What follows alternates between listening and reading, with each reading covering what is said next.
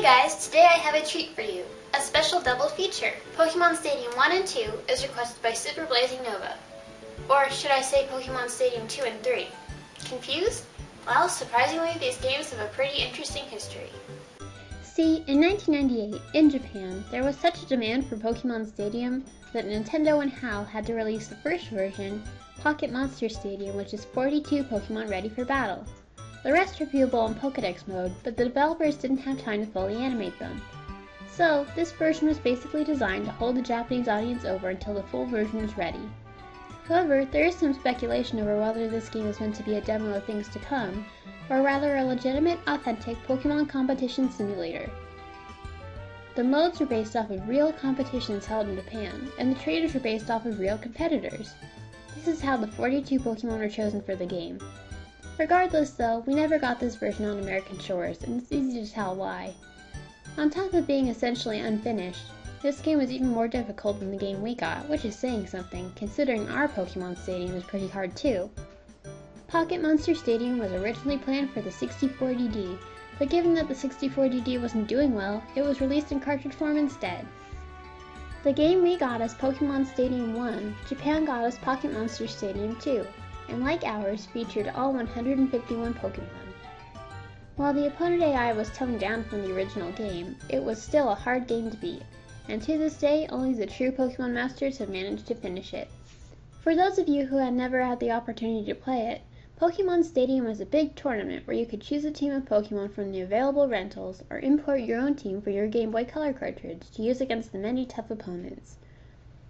Different cups had different rules, but you had to beat them all to get your final opponent, Mewtwo. These games came with the Nintendo 64 transfer pack, which at that time seemed like magic.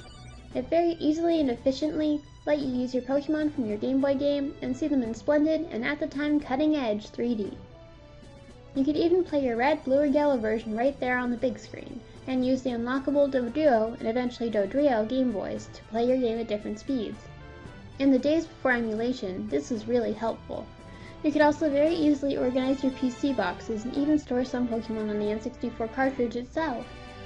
The transfer pack was every trainer's best friend. Now, I don't know about you, but as a non-competitive gamer, I got frustrated and bored with the battling part pretty quick. That's why there's a selection of cute, fun minigames available to suit more casual tastes.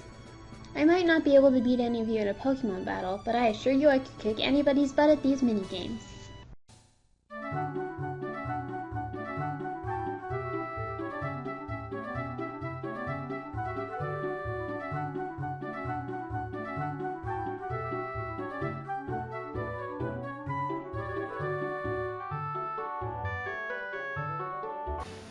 Alright, so I'm probably a minority. The minigames, while fun, also probably get boring fast to a lot of people.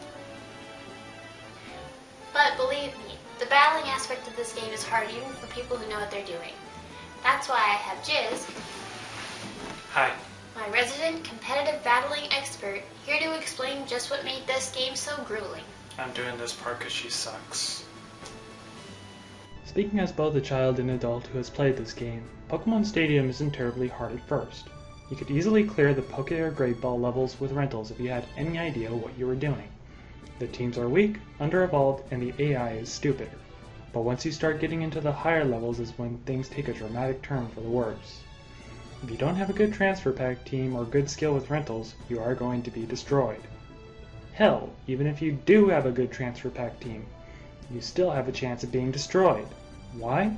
Because aside from Pokemon Red and Blue being horribly unbalanced, the AI in this game can be unbelievably cheap, and there are more than a few times where I wanted to break my controller. This is especially true for Gymlander Castle, since there aren't any continues allowed there. One instance of hacks, and you'll be starting over. I never got past round 1 as a kid, and as an adult I was burnt out by the time I beat Mewtwo.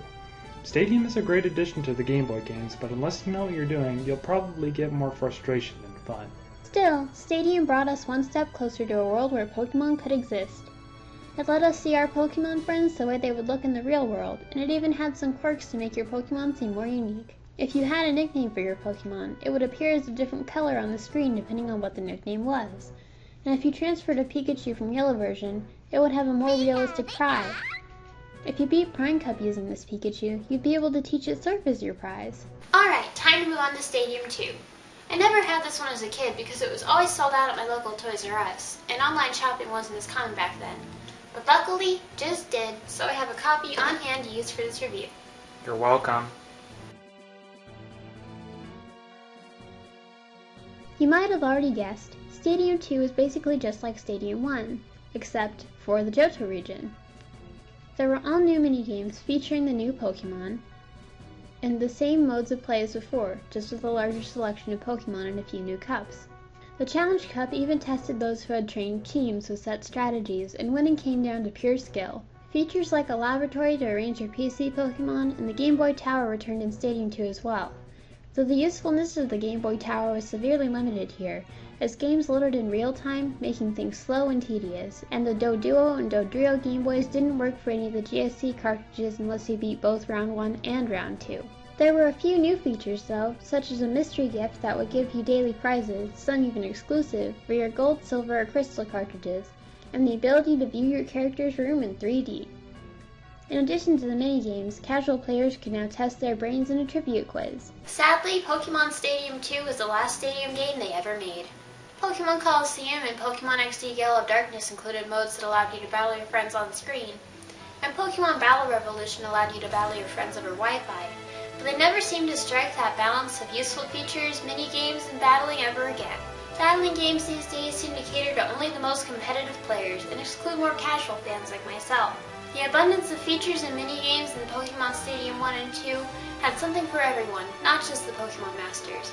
And for that reason, I'm glad I kept my N64 around. Thank you for watching and stay tuned for more Pokemon videos.